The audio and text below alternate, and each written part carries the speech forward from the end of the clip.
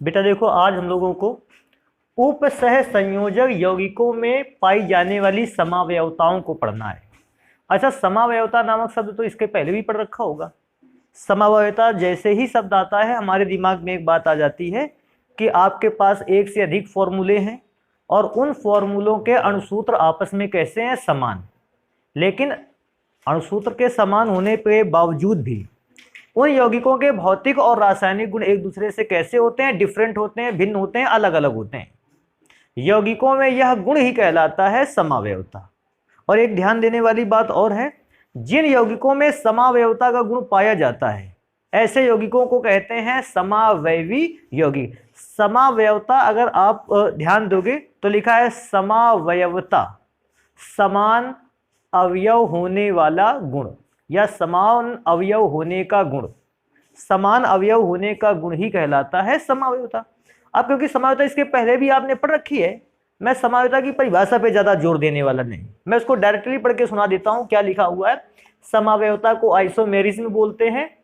कहता है जब दो या दो से अधिक यौगिकों, आपको ऐसे यौगिक मिल जाएं, दो भी मिल सकते हैं, दो से ज्यादा भी ऐसे यौगिक मिल सकते हैं जिनके अणुसूत्र आपस में कैसे होते हैं, समान हो, जिनके मॉलिक्यूलर फॉर्मूले देखे और वो अणुसूत्र देखने पर आपको समान लगे, परंतु उनके भौतिक व रासायनिक गुण भिन्न भिन्न होते हैं। लेकिन जब हम उन यौगिकों के भौतिक और रासायनिक गुणों को देखते हैं तो हमें भौतिक और रासायनिक गुण दोनों अलग अलग मिलते हैं।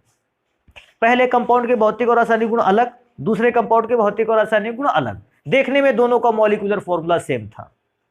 कहता है तो ऐसे यौगिक समावयवी यौगिक कहलाते हैं। तो ये भी ध्यान देने वाली बात है, अगर दोनों यौगिकों के अणुसूत्र समान थे लेकिन गुण अलग अलग थे तो ऐसे यौगिकों को हम कहने वाले थे कि ये यौगिक समावयवी यौगिक हैं।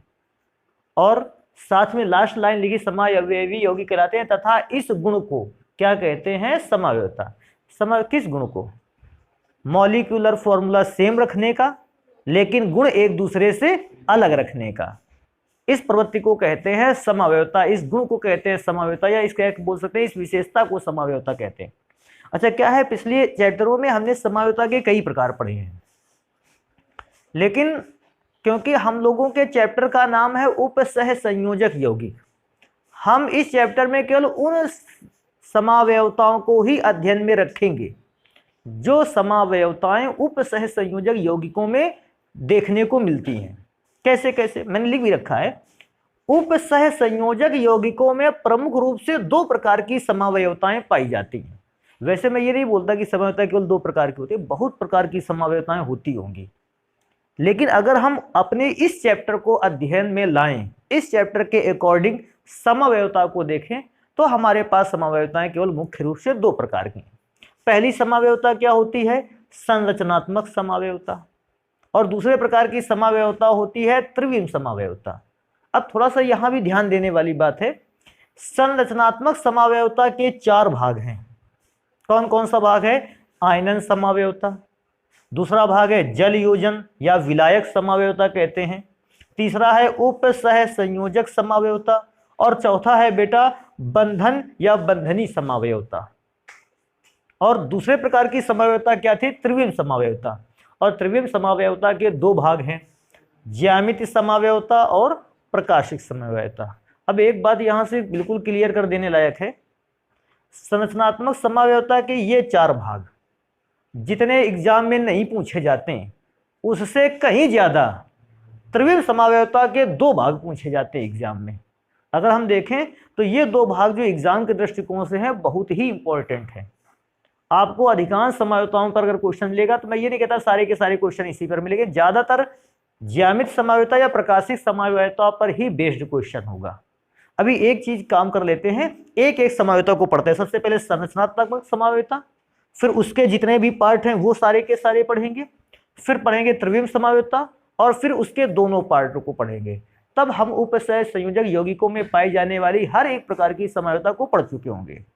तो भैया मैं एक एक को स्टार्ट करता हूं। सबसे पहले डिफिनेशन लिखेंगे कि संरचनात्मक समावयवता क्या होती है। तो भैया संरचनात्मक समावयवता को लिखते जाते हैं और समझते भी जाते हैं क्या होती है। तो पहला हेडिंग पड़ेगी संरचनात्मक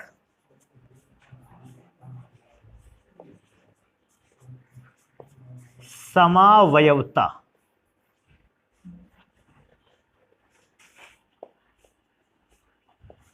अब संरचनात्मक समावयवता को पढ़ने देखो आसान सा है, मैं पहले डेफिनेशन लिख देता हूं। जब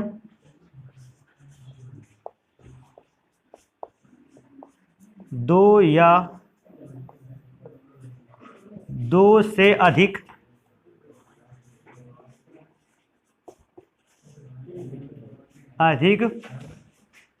उपसह संयोजक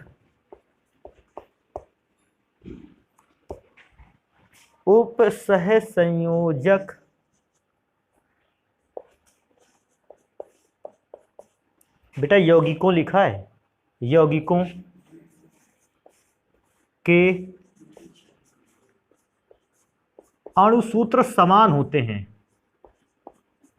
बेटा ये तो हमेशा डिफिनीशन में किसी भी प्रकार की समव्यवस्था हो आपको ये लाइन तो बिल्कुल लिखे की आनी है। कौन सी? जब दो या दो से अधिक यौगिकों उपसह संयोजक यौगिकों के अणुसूत्र कैसे होते हैं? समान हों परंतु उन यौगिकों के अणुओं की संरचना, यौगिकों के अणुओं की संरचना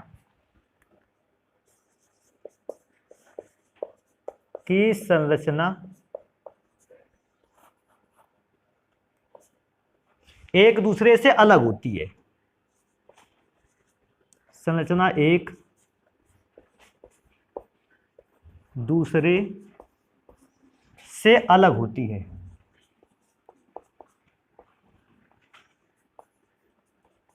संरचना एक दूसरे से, क्योंकि बेटा संरचना एक दूसरे से अलग होती है, हम ऐसे यौगिकों को कहते हैं संरचनात्मक समावयवी यौगिक।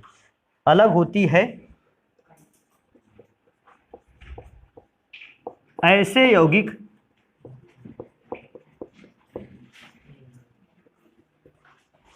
यौगिक संरचनात्मक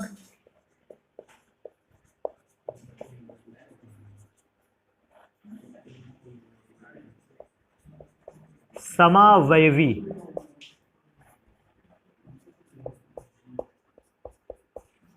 यौगिक कहलाते हैं। यौगिक कहलाते हैं तथा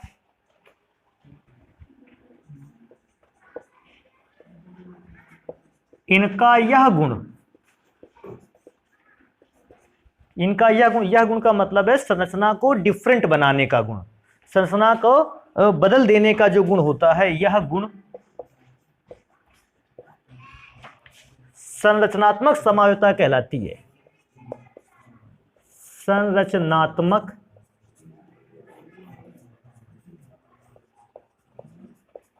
समावयवता कहलाती है।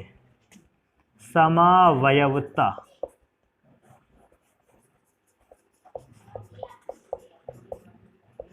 कहलाती है। भैया एक चीज तो देखो कंफर्म है, कोई भी समावयवता लिखो दो लाइनें बिल्कुल कंफर्म है, मैं अभी बता दूं। कौन सी?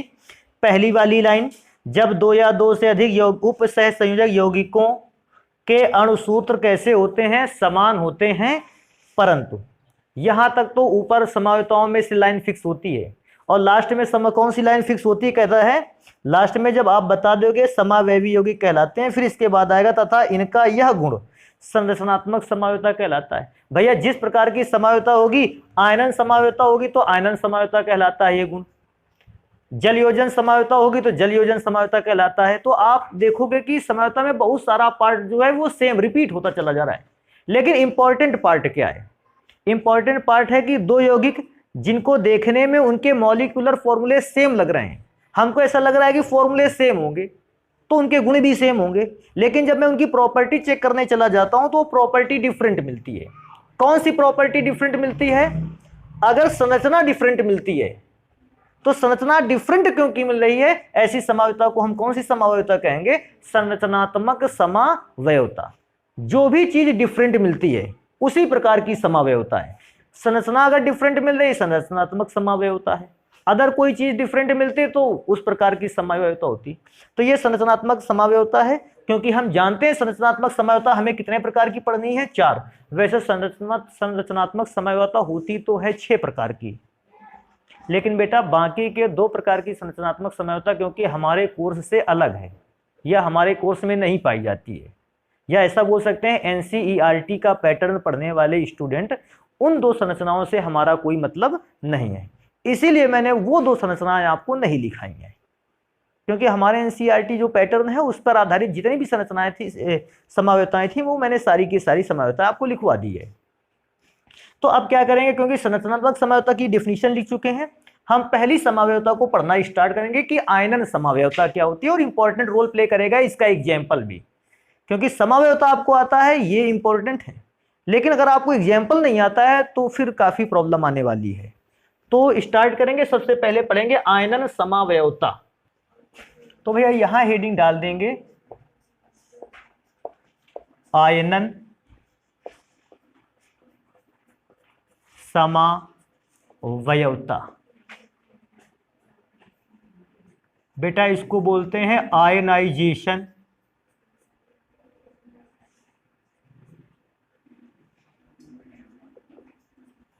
आइसोमेरिज्म। और भैया जो क्योंकि मैंने पहले ही सभी को बता रखी है एक बात, क्या बात बता रखी है कि समावयवता में से परिभाषा का कुछ भाग तो पहले से फिक्स होता है, प्री प्लान्ड होता है वो भाग, तो वो पहला जो पहले से प्लान करके रखा है उस वाले भाग को पहले लिख लेते हैं। आयनन समावयवता में क्या कहता है, जब 2 या 2 से अधिक, जब 2 या 2 से अधिक उप सहसंयोजक, जब 2 या 2 से अधिक उप सहसंयोजक, बेटा यौगिक किसको कहते हैं, जब 2 या 2 से अधिक उप सहसंयोजक यौगिकों के अणुसूत्र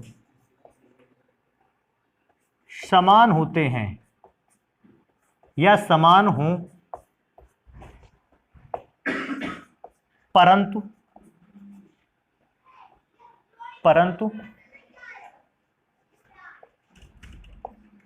उन्हें जल या ध्रुवीय विलायक में घोलने पर, लेकिन जब हम ऐसे कंपाउंड्स को जल में घोलते हैं बेटा या ध्रुवीय विलायक में घोलते हैं, किसी भी ध्रुवीय विलायक में घोलते हैं, तो हमें डिफरेंट टाइप के आयन मिलने स्टार्ट हो जाते हैं। जल में या किसी ध्रुवीय विलायक में घोलने पर, चाहे आप उनको जल में घोलें या किसी ध्रुवीय विलायक में घोलें, तो उनको जल या ध्रुवीय विलायक में घोलने पर भिन्न भिन्न प्रकार के आयन प्राप्त होते हैं, भिन्न भिन्न प्रकार के आयन प्राप्त होते हैं, आयन प्राप्त होते हैं। अगर ऐसा कोई कंपाउंड मिल जाते हैं दो जो देखने में तो सेम लगता है, लेकिन जब हम उनको जल में घोलते हैं वो डिफरेंट टाइप के आयन प्रोड्यूस करते हैं, तो हम ऐसे यौगिकों को कहते हैं आयनिक समावयवी यौगिक या आयनन समावयवी यौगिक। तो मैं यहां लिखूंगा आयन प्राप्त होते हैं, आयनन समावयवी यौगिक कहलाते हैं, आयनन समावयवी यौगिक कहलाते हैं,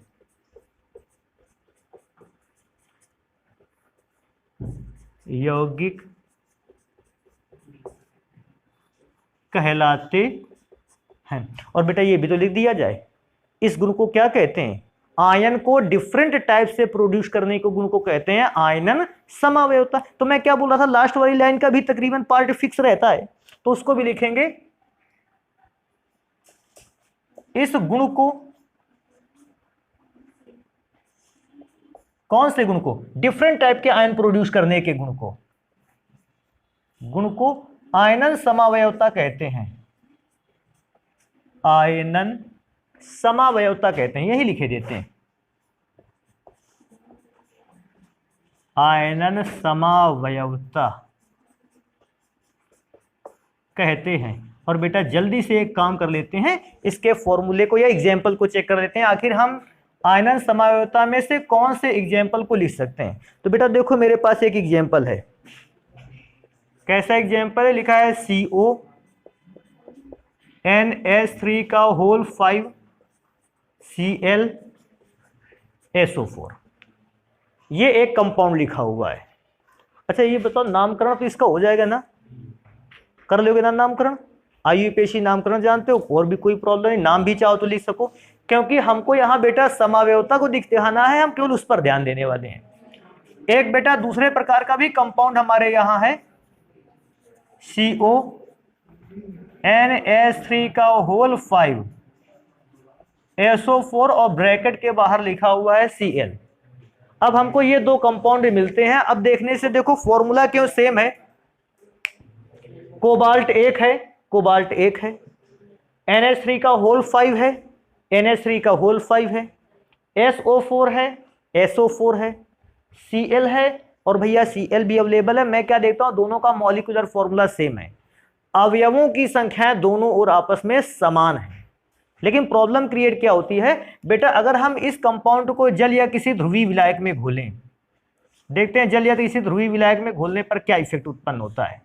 बेटा इसको जल या किसी ध्रुवीय विलायक में घोलते हो, पहला एक्स का आयनाइजेशन कैसा होता है, CONH3 का होल 5 Cl, बेटा इस पर प्राप्त होता है डबल प्लस चार्ज, और जस्ट साइड में लिखे हुए कंपाउंड का या स्पीसीज का मिलता है डबल माइनस चार्ज। अब पूछेगा Cl क्यों आयनों में नहीं टूटा, बिकॉज बेटा ये तो लिगैंड की तरह यूज में आया है ना, और आपने वर्नर थ्योरी में इस बात को पढ़ा था कि लिगैंड के रूप में जुड़े हुए परमाणु या परमाणुओं के समूह द्वारा बनाया गया आबंध स्ट्रॉन्ग होता है, जो आयनन की प्रक्रिया में शीघ्रता से कभी टूटता नहीं।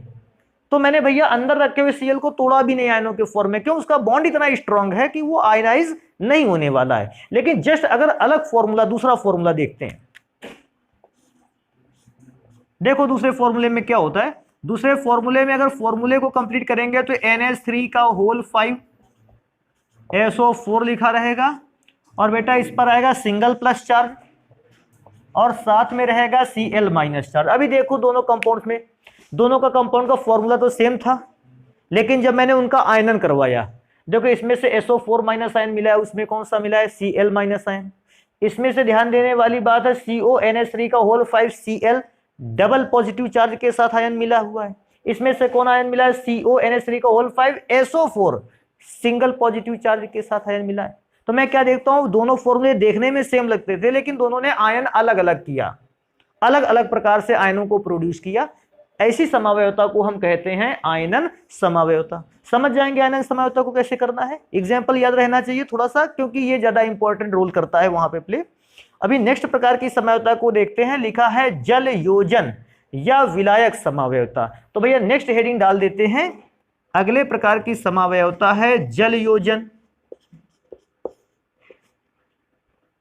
जल योजन, या इसको ऐसे भी बोल सकते हैं विलायक समावयवता। जल योजन या विलायक समावयवता।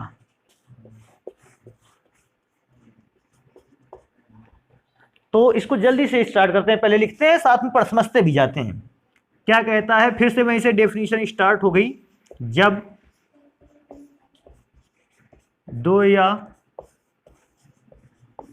दो से अधिक अब देखो इसको ऐसे लिखेंगे, इसका अर्थ है उपसह संयोजक, उपसह संयोजक यौगिकों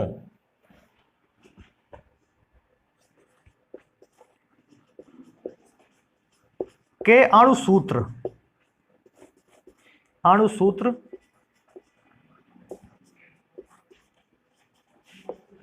समान हों, परंतु उनमें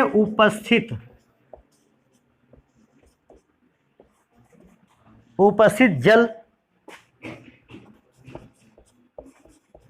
H2O भी लिख सकते हैं, या आप लिख सकते हैं विलायक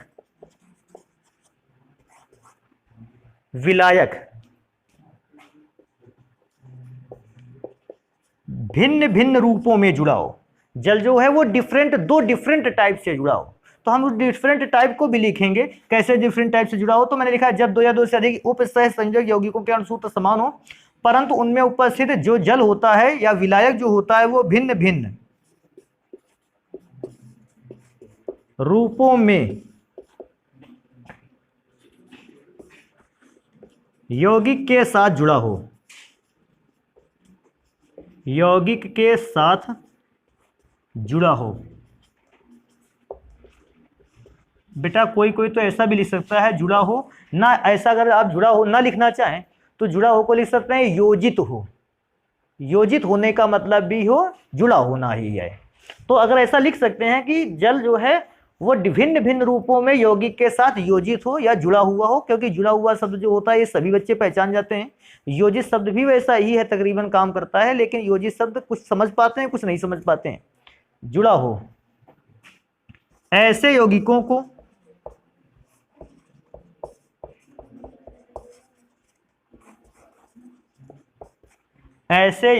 को विलायक समावयवी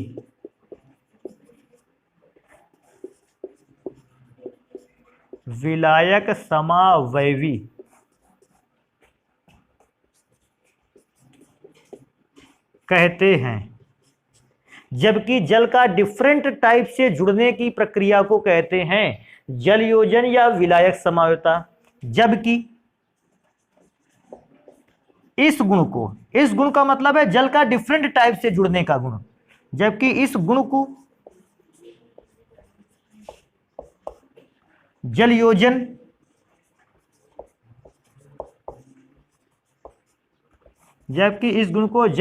या विलायक समावयवता कहते हैं।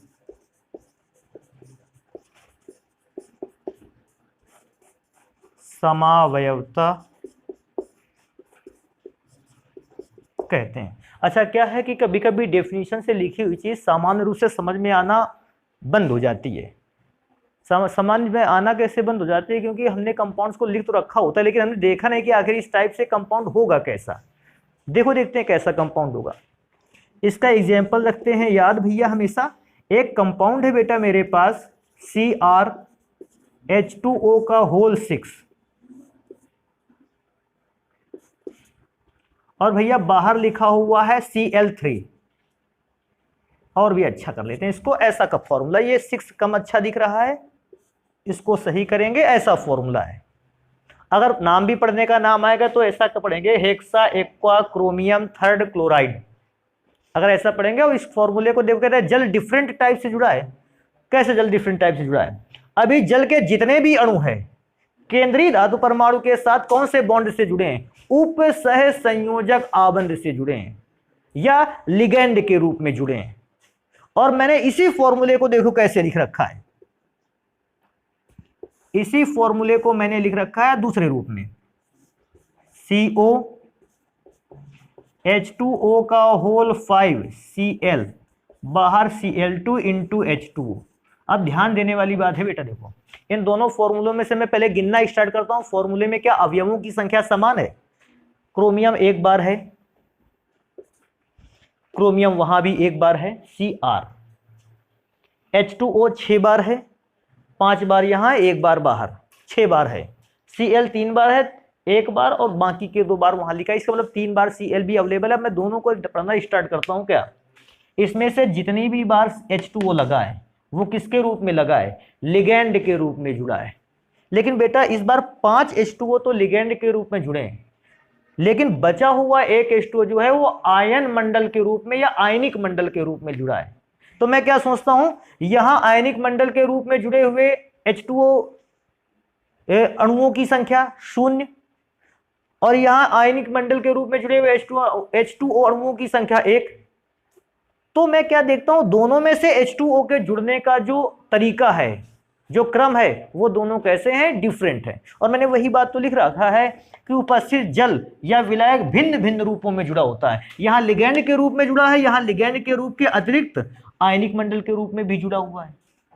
तो ये क्योंकि दो डिफरेंट टाइप से जुड़ा हुआ है, इसलिए हम ऐसी समाव्यता को बोल देते हैं कि या तो इसको जल योजन समाव्यता बोल सकते हैं या विलायक समाव्यता। दूसरा ऐसे भी सोच सकते हैं, बेटा इसमें Cl3 कैसे रूप में जुड़ा है, आयनिक मंडल के रूप में, लेकिन इसमें Cl का जो एक परमाणु है वो उप सह संयोजक मंडल में जुड़ा हुआ है।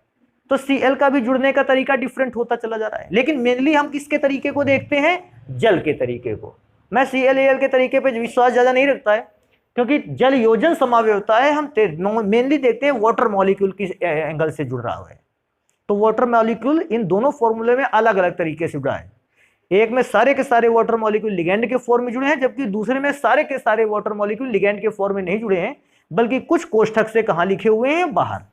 तो एक काम करेंगे, इनको जल्दी से नोट करेंगे, फिर डिफरेंट टाइप की और भी समाव्यता बचती है। कैसी, उप सह संयोजक समाव्यता, और एक आती है बंधन समाव्यता। जल्दी से इनको नोट करते हैं। तो उपसह संयोजक यौगिकों की समाव्यताओं में से नेक्स्ट टाइप की समाव्यता को पढ़ेंगे। लिखा है उपसह संयोजक समाव्यता, कंपाउंड का भी नाम है, एक चैप्टर का नाम भी उपसह संयोजक यौगिक, और इस बार समाव्यता का भी नाम उपसह संयोजक समाव्यता। बड़ा ही इंटरेस्टेड है। इसको पहले तो परिभाषा इसकी लिखते हैं। क्या लिखते हैं, पढ़ते भी जाते हैं, समझते भी जाते हैं। जब वो वाली लाइन तो बेटा लिखनी ही पड़ेगी, दो या दो से अधिक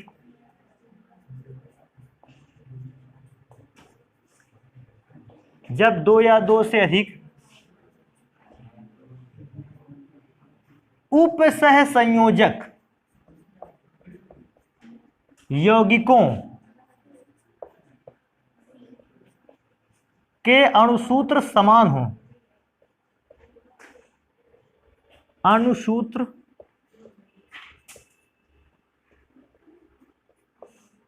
समान हो, परंतु, अच्छा ये वाली लाइन तो पहले से भी सब में सेम थी और इस बार भी रहने वाली है और ये आगे भी चलती रहेगी। कुल मिला के मुझे क्या लगता है, समाव्यता की परिभाषाओं में ये लाइन अमर है। ये पुराने समय में भी चलती रही थी, चल रही है और आगे के टाइम में चलती रहेगी। हाँ, और देखने को मिलेगा भैया ऐसा कुछ भी। तो जब दो या दो से अधिक यौगिकों के अणुसूत्र समान होते हैं, परंतु उन यौगिकों में पाए जाने वाले, उन यौगिकों में पाए जाने वाले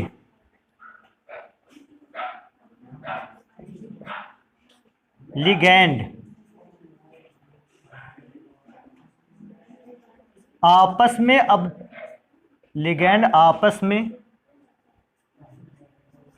अदला बदली कर लेते हैं। बेटा इसका मतलब समझते हो ना, लिगैंड आपस में अदला बदली कर देते हैं, इंटरचेंज हो जाते हैं। पहले वाले हिस्से का लिगैंड दूसरे वाले हिस्से में चला गया, दूसरे वाले हिस्से का लिगैंड पहले वाले हिस्से पर आ गया, तो लिगैंड से एक दूसरे के साथ इंटरचेंज हो जाते हैं, बदल जाया करते हैं, अदला बदली हो जाती है। तो ऐसी समाव्यता को हम कहते हैं उपसह संयोजक समाव्यता। सबसे पहले मैं लिखूंगा उन यौगिकों में पाए जाने वाले लिगैंड आपस में अदला बदली कर लेते हैं, या यौगिकों में पाए जाने वाले लिगैंड आपस में बदल जाते हैं, कर लेते हैं। ऐसे यौगिक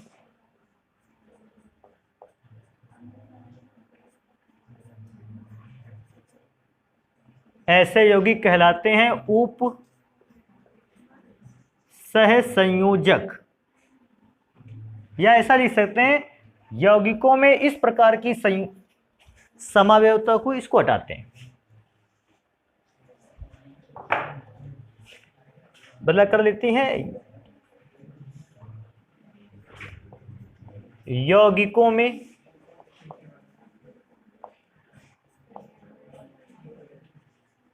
इस प्रकार की समाव्यवता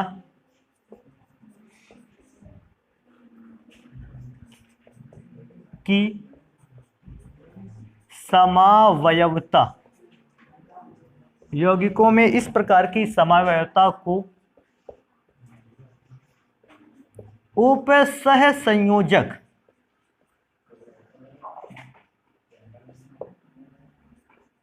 यौगिकों में जो इस प्रकार की समावयवता होती है इसको उपसह संयोजक समावयवता कहते हैं। समावयवता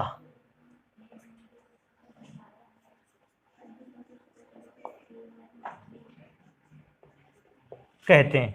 और ऐसे कंपाउंड में समावयवता को पढ़ने के लिए मैंने बताया था, इसका एग्जाम्पल भैया आना बिल्कुल जरूरी है। देखो हमारे पास एक फॉर्मूला लिखा है, इसको कैसे पढ़ते हैं। फॉर्मूला है Pt NH3 का होल 4 और दूसरे ब्रैकेट में लिखा हुआ है Pt, या Pt नहीं लिख लेते हैं यहां, निकिल NiCl4। ये कंपाउंड दिया गया है। इस कंपाउंड ने क्या की, लिगेंड्स की अदला बदली कर ली। और बेटा जब लिगेंड्स की अदला बदली कर ली, देखो फॉर्मूले कैसे बनते हैं। फॉर्मूले को बनाने का तरीका देखते हैं। देखो अभी Pt के साथ कौन जुड़ा था, NH3 का होल 4, लेकिन बेटा अब Pt के साथ जुड़ गया है Cl4। अभी तक Ni के साथ Cl4 जुड़ा था, तो बेटा अब Ni के साथ कौन जुड़ गया है, NH3 का होल 4।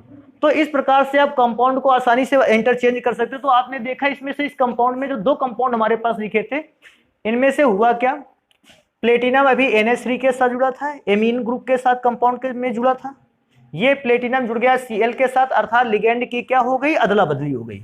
अभी एक एग्जाम्पल बेटा और इसमें से देखते हैं। नेक्स्ट एग्जाम्पल है हमारे पास Cr NH3 का होल 6 और बेटा दूसरे ब्रैकेट में लिखा हुआ है Cr SCN का होल 6 और ये कंपोनेंट लिखा हुआ है। इसमें से भी हम लोग क्या करेंगे, लिगेंड को इंटरचेंज करते हुए फॉर्मूला को बनाएंगे। अच्छा, कुछ बच्चों का ऐसा मानना है, कैसा मानना हो सकता है, सर जी गलत पढ़ रहे हैं। इंटरचेंज तो प्लेटिनम और निकिल का हुआ है। कुछ व्यक्ति ऐसा सोच रहे होंगे, दिमाग में ऐसा जोर डाल के सोच सकते हैं, सर जी देखो प्लेटिनम पहले वाले पे था तो प्लेटिनम चला गया दूसरे वाले के साथ, और जो Ni निकिल जो दूसरे वाले के साथ था वो कहां पर आ गया, पहले वाले स्थान पर आ गया। तो बेटा वो चेंज लिगेंड्स का ही हुआ है। लेकिन अब प्रॉब्लम मेरे साथ रही क्या कि तुम लोगों ने इस बात को ध्यान दिया होगा, जब कोई भी उपसह संयोजक यौगिक इस प्रकार का लिखा होता है तो धनायनिक भाग लिखा जाता है पहले और ऋणायनिक भाग लिखा जाता है बाद में। हुआ क्या था, इसको एग्जैक्टली देखते हैं। Cl गया था प्लेटिनम के साथ जुड़ने, लेकिन जैसे ही Cl प्लेटिनम के साथ जुड़ा, प्लेटिनम और Cl का जो कॉम्बिनेशन था वो हो गया ऋणावेशित भाग। अब सोचने वाली बात, अगर ऋणावेशित भाग है तो इसको पहले तो लिख नहीं सकते, इसको कहाँ लिखना होगा, बाद में। इसलिए बेटा मैंने मजबूरी बस प्लेटिनम और क्लोरीन वाला जो पार्ट है इसको कहाँ लिखा है, बाद में। वास्तविकता अगर इस बात को देखें तो केंद्रीय धातु परमाणु कभी भी अपनी पोजीशन को चेंज करके एक स्थान से दूसरे स्थान पर नहीं जाता। जब भी पोजीशन चेंज करनी होती है, किसको चेंज करनी होती है, लिगेंड्स को। अच्छा, ये घटना इस वाले फॉर्मूले पर आसानी से समझ में आने वाली है। ये बात जान गए कि इसमें से प्लेटिनम वाले को लास्ट में क्यों लिखा गया। रीजन था Cl यहां से जुड़ा, लेकिन जैसे Cl यहां से जुड़ा ये हो गया ऋणायनिक भाग, क्योंकि ऋण आयनिक भाग है। फॉर्मूले में इसको स्थान कहां मिलना चाहिए, बाद में। एक नॉर्मल सा प्रक्रिया बना ली गई कि जो पॉजिटिव पार्ट होगा उसको कंपाउंड के पॉजिटिव पार्ट को फॉर्मूले की शुरुआत से लिखेंगे और जो निगेटिव पार्ट होगा उसको फॉर्मूले में कहां लिखेंगे, बाद में। अगर मैं आपको याद दिलवाऊं, अगर अभी तक ये बात समझ में ना आई हो कंप्लीटली, तो देखो एक फॉर्मूले से पता कर सकते हो। ये तो उपसह संयोजक यौगिक है, 11-12 साल तक पढ़ाई करते रहो, इसके बाद आपको ये देखने को मिलता है। लेकिन 5th-6th क्लास में ही आपको देखने को मिल जाता है क्या, कि सर जी ने H2O लिखा है, फॉर्मूला NaCl। ये फॉर्मूले तो बहुत शुरुआत से मिलने लगते हैं। ध्यान देने वाली बात है, हाइड्रोजन पॉजिटिव चार्ज रखता है और ऑक्सीजन है इलेक्ट्रोनेगेटिव एलिमेंट, इसलिए H को पहले स्थान दिया गया, O को कहां दिया गया, बाद में। NaCl में Na इलेक्ट्रो पॉजिटिव एलिमेंट है एंड Cl जो है वो इलेक्ट्रोनेगेटिव एलिमेंट है, तो इलेक्ट्रोपॉजिटिव एलिमेंट को पहले स्थान दिया गया, इलेक्ट्रोनेगेटिव एलिमेंट को स्थान दिया गया बाद में, इसलिए हमने केवल प्लेटिनम वाले पार्ट को पीछे लिखा है, बाकी इंटरचेंज केवल लिगेंड्स का हुआ है, जो कि परिभाषा में भी मैंने बताया आने वाले लिगेंड आपस में अदला बदली कर लेते हैं। अब इसमें से हुआ क्या, देखो बेटा,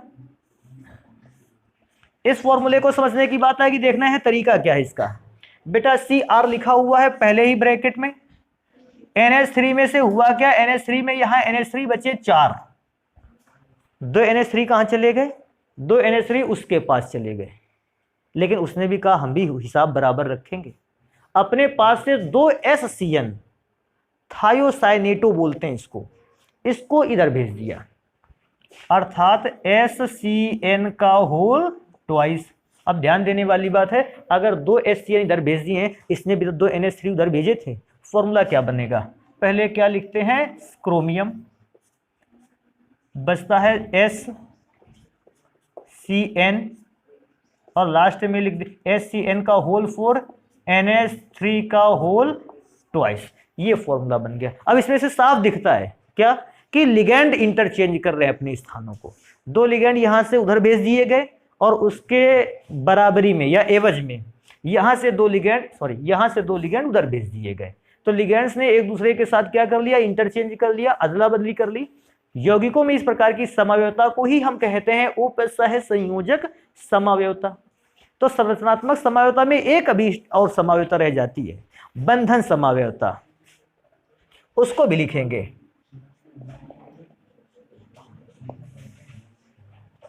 बंधन समावयवता,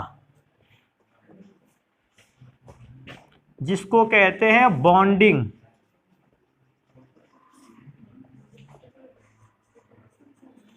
आइसोमेरिज्म।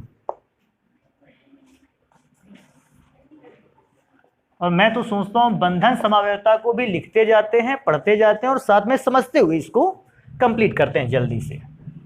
तो मैंने क्या लिख रखा है बंधन समावयवता में, फिर से वही लाइन, जब 2 या 2 से अधिक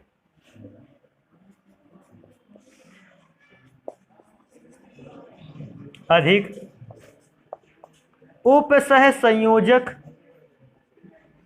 यौगिकों के अणुसूत्र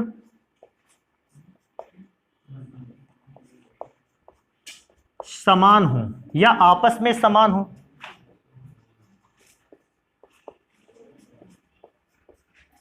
परंतु उनमें उपस्थित, अच्छा मेन इंपॉर्टेंट लाइन यही वाली होती है, जब ये बता देता है कि उनमें उपस्थित, अब उपस्थित के बाद पूरी समावयवता का मेन पॉइंट यहीं पर रखा हुआ है, उनमें उपस्थित लिगैंड के दाता परमाणु, लिगैंड के दाता परमाणु, लिगैंड नहीं चेंज होता है, इसको ध्यान रखना, लिगैंड का केवल कौन सा परमाणु चेंज होता है, दाता परमाणु चेंज हो जाता है। लिगैंड के दाता परमाणु बदल जाते हैं। तो कभी किसी के दिमाग में अगर ये बात आ जाए लिगैंड बदल जाता है, भैया ऐसा कभी नहीं हुआ, जब भी बदला है लिगैंड का दाता परमाणु बदला है। तो लिगैंड का अगर दाता परमाणु बदल जाते हैं, ऐसे यौगिकों को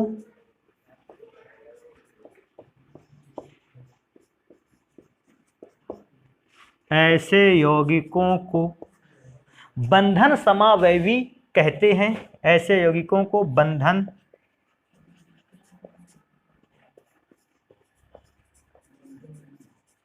समावयवी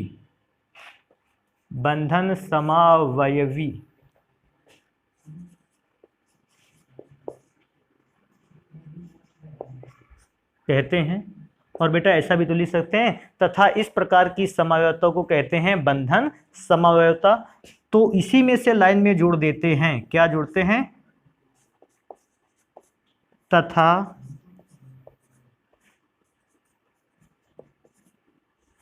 इस प्रकार की समवायता को बंधन समवायता कहते हैं।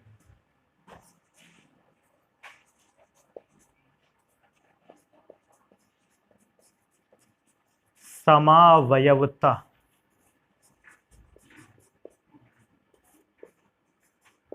कहते हैं। तो बेटा डेफिनेशन हो गया। अब इसके बाद एक सबसे इंपॉर्टेंट लाइन पढ़ लेते हैं, क्या कि फॉर्मूला या बंधन समवायता को फॉर्मूले के रूप में रिप्रेजेंट कैसे करेंगे, क्योंकि सबसे इंपॉर्टेंट रोल तो वही प्ले करता है। देखो एग्जाम्पल इसका कैसे लिख सकते हैं, एग्जाम्पल ही आपको भी आने चाहिए। परिभाषाएं तो मैं क्या बताता हूँ ना, बिल्कुल आसान सी होती है, बता डालोगे। एक फॉर्मूला आपने पढ़ा होगा K4 FeCN6, याद होगा फॉर्मूले की स्टार्टिंग हम लोगों ने यहीं से की थी पढ़ना। अब ये देखो लिगेंड्स तो सेम है, परमाणु सेम है लिगेंड्स में। ये कौन सा है, साइनाइडो ग्रुप, याद आ रहा है लिगेंड में से। अब इसका हुआ क्या, इसने थोड़ा सा अपने आप में इंटरचेंज करना चाहा है, और इंटरचेंज करके इसने फॉर्मूला बनाया K4 FeNC6। अब इस दोनों फॉर्मूले में से देखता हूं मैं, तो दोनों फॉर्मूले में वैसे अंतर डिफरेंस क्या गया है। अब ये साइनाइडो समूह था, ये आइसोसाइनाइडो समूह है। और बेटा एक चीज को और विशेष ध्यान रखना, उपसहसंयोजक यौगिकों में से लिगैंड में से जो पहला वाला परमाणु होता है, जैसे लिगैंड लिखा है क्या है CN साइनाइडो, इसका पहला परमाणु क्या है C, तो साइनाइडो ग्रुप जिस समय लगा होगा केंद्रीय धातु परमाणु के साथ उपसह संयोजक आबंध केवल कार्बन ने बनाया होगा। या दूसरे शब्दों में यहां दाता परमाणु का काम कौन करेगा, कार्बन, और यहां दाता परमाणु का काम करेगा नाइट्रोजन। जो एटम आगे लिखा होगा उस पूरे फॉर्मूले में, उस पूरे लिगैंड के फॉर्मूले में जो परमाणु सबसे पहला लिखा होता है वही दाता परमाणु होता है। मैं क्या देखता हूं कि दोनों फॉर्मूलों में से अगर मॉलिक्यूलर फॉर्मूला देखें बराबर है, क्यों बराबर है, 4 है K 4K है, Fe है, C भी 6 है, N भी 6 है, यहां भी C और N दोनों 6 हैं। इसका मतलब फॉर्मूला मॉलिक्यूलर सेम है। डिफरेंस क्या आ रहा है दोनों में, उसमें दाता परमाणु कार्बन है और इसमें से दाता परमाणु कौन है, नाइट्रोजन। तो इस दौरान दाता परमाणु चेंज हो रहा है, और क्योंकि दाता परमाणु चेंज हो रहा है ऐसा फॉर्मूला लिखा जा सकता है। एक इंपॉर्टेंट चीज इसको दिमाग में भर लेने लायक है, इस प्रकार की समावयवता जो है वो उपसह संयोजक यौगिक पर डिपेंड नहीं करती, बल्कि डिपेंड करती है लिगैंड पर। आपने पढ़ा होगा एक प्रकार के लिगैंड थे उभय दंतुक लिगैंड। उभय दंतुक लिगैंड क्या होते थे, जिनमें एक से अधिक दाता परमाणु होते थे। जैसे मुझे याद है एक नाइट्रो था ग्रुप और एक ग्रुप था नाइट्राइटो। आपने लिखा था नाइट्रो में से जब N दाता परमाणु होगा तो नाइट्रो ग्रुप कहोगे, और जब O दाता परमाणु हो जाता है आप उसी को नाइट्राइटो कहने लगते हो। एक फॉर्मूला देख लेते हैं इसमें से। देखो एक फॉर्मूला क्या है, लिखा हुआ है CO NH3 का होल 5 NO2 और बाहर बेटा लिखा है Cl2। अच्छा उपसह संयोगी में देखो अभी ध्यान देने वाली बात है, मैं क्या बात करूंगा, इसमें से दाता परमाणु कौन है, नाइट्रोजन। इस ग्रुप के लिए भी दाता परमाणु कौन है, नाइट्रोजन। अब मैं इसी फॉर्मूले को आगे लिखता हूं, देखो कैसे, CO NH3 का होल 5 और बेटा इसको लिख लेते हैं ONO और बाहर लिखा था Cl2। अच्छा यह बताओ इसमें से इसको तो छोड़ ही दो, ये तो सेम ग्रुप है। इसमें से दाता परमाणु का कार्य कौन करेगा, N। ये ग्रुप कौन सा है, नाइट्रो। बेटा इसको जरा चेक कर, इसमें से दाता परमाणु का कार्य कौन करेगा, ऑक्सीजन। इस ग्रुप का नाम है नाइट्राइटो। तो दोनों में डिफरेंस समझ गए। केवल और केवल ये गुण तभी मतलब रिप्रेजेंट हो सकता है, या इस प्रकार की समझता केवल तभी आ सकती है जब उभय दंतुक लिगैंड का प्रयोग किया गया हो। उभय दंतुक लिगैंड का मतलब समझते हो, जिसमें कभी दाता परमाणु पहला परमाणु बन जाए तो कभी दाता परमाणु दूसरा एटम अदर एटम बन जाए। ये वाली बात हम क्या करते हैं यहां लिख देते हैं कि इस प्रकार की समझौता का प्रदर्शन केवल उभय दंतुक लिगेंडों द्वारा किया जा सकता है। तो इसको लिख देंगे लास्ट में एक जगह पर, क्या लिखेंगे, नोट करके इसको लिखेंगे,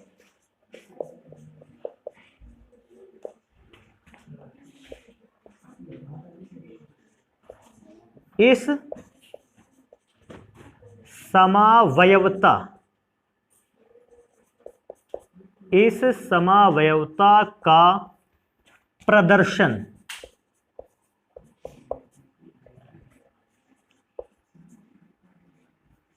केवल उभय दंतुक लिगेंड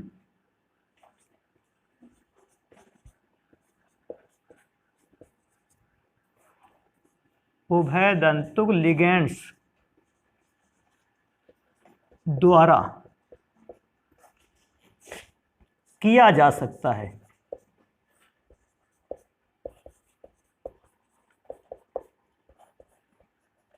किया जा सकता है, तो ये भी इंपॉर्टेंट लाइन रहेगी, तो इसको तैयार रखेंगे। और बाकी के लिए जो समावयवताएं बच जाती हैं, ज्यामितीय समावयवता और प्रकाशित समावयवता, त्रिविम समावयवता के जो भाग थे उनको बेटा पढ़ेंगे फिर नेक्स्ट क्लास में। आज के दिन इतनी ही समावयवताओं को रखते हैं फिर।